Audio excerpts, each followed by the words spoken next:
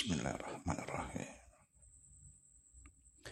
Assalamualaikum warahmatullahi wabarakatuh. Alhamdulillah, wassalatu wassalamu ala rasulillah, Sayyidina wa maulana Muhammadin wa ala alihi wa sahbihi wa sallim. Asyhadu an la ilaha illallah wa asyhadu anna Muhammadar Rasulullah. Allahumma la ilaha illa antal awalu wal akhiru wa antal batinu was zahiru. La haula wa la quwata illa billah.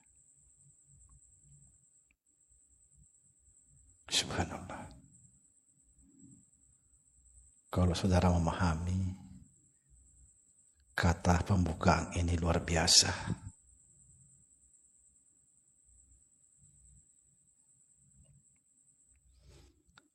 Saudara-saudaraku semuanya yang saya cintai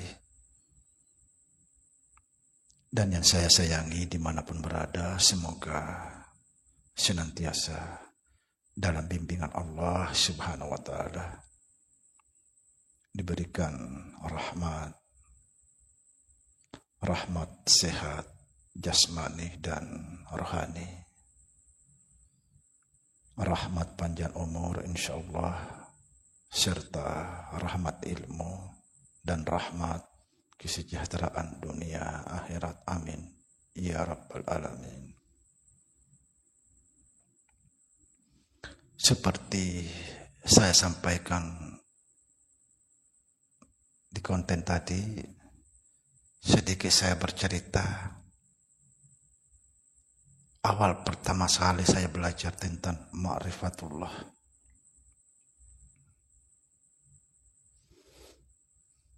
Sebelum saya mencerita sedikit, saya akan memberikan satu doa amalan. Yang pertama, saudara-saudara, kalau selesai sholat,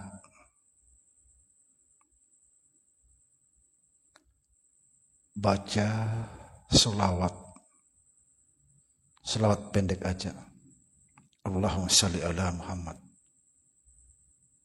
Tujuan bersalawat itu, saudara, agar kita tersambung kepada Nabi kita Muhammad sallallahu alaihi wasallam, sehingga kita tersambung kepada Allah Subhanahu wa taala.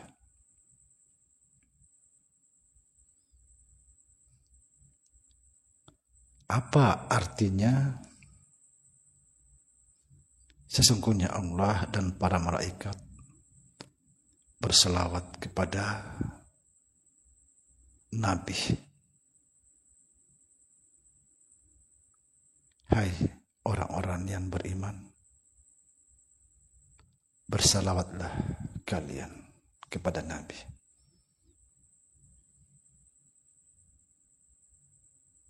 Subhanallah. Apa artinya? Artinya sesungguhnya begini, saudara. Sesungguhnya Allah dan para malaikat terhubung kepada Nabi. Jadi kalau mau terhubung kepada Allah, kita harus terhubung kepada Nabi. Itu maknanya. Jadi baca sholawat 97 kali. Allahumma shalli ala Muhammad. Setelah itu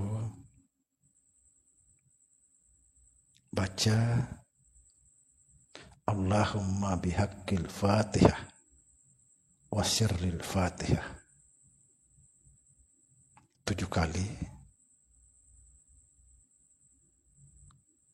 Kemudian baca lagi Allahumma bihaqqil la ilaha illallah wa sirril la ilaha illallah 7 kali juga. Subhanallah. Semoga saudara mendapat rahasia di dalam surat Fatihah dan rahasia di balik kalimat la ilaha illallah.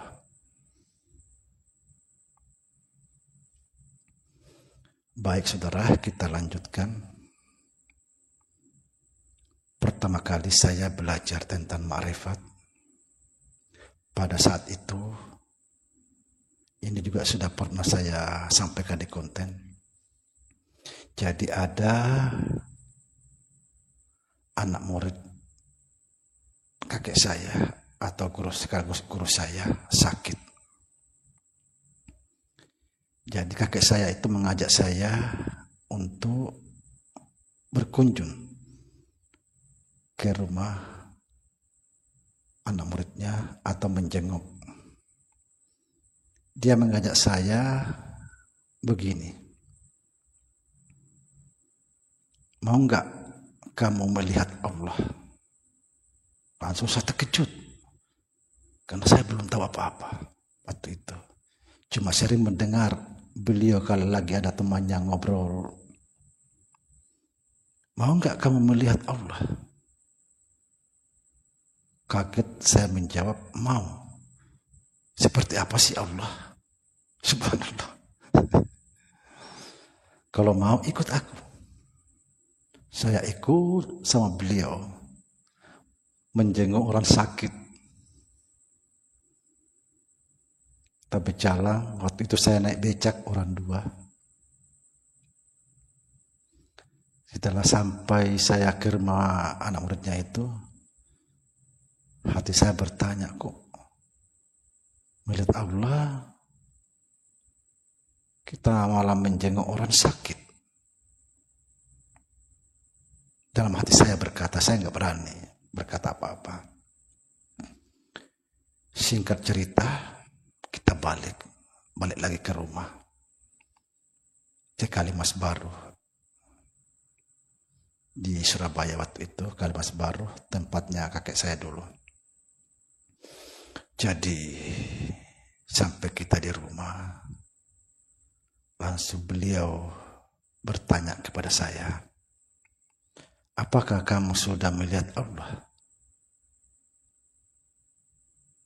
Saya kaget lagi, saya kok mana Allah?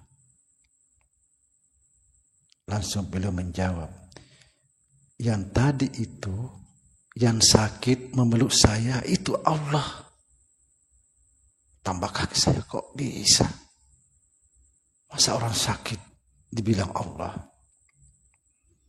Inilah pertama kali saya mengenal ma'rifatullah. Saya belajar sampai namanya mengalami Tuhan. Subhanallah.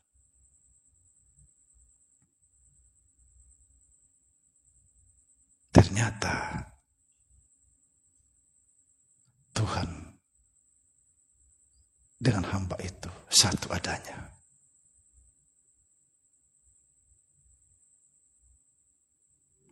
Kalau kita sudah memahami Tuhan satu adanya dengan hamba, atau Tuhan dan hamba itu satu adanya, pasti kita menyaksikan setiap saat. Pasti. Saudara, perkataan ini sangat tajam.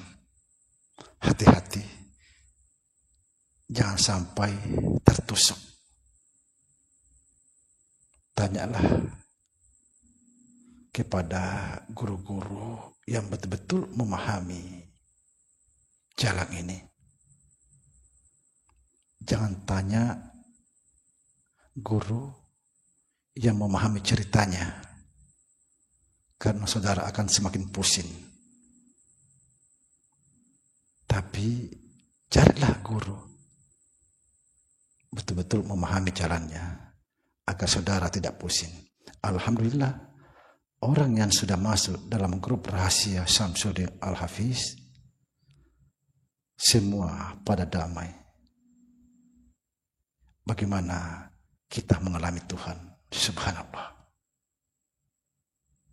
Assalamualaikum warahmatullahi wabarakatuh.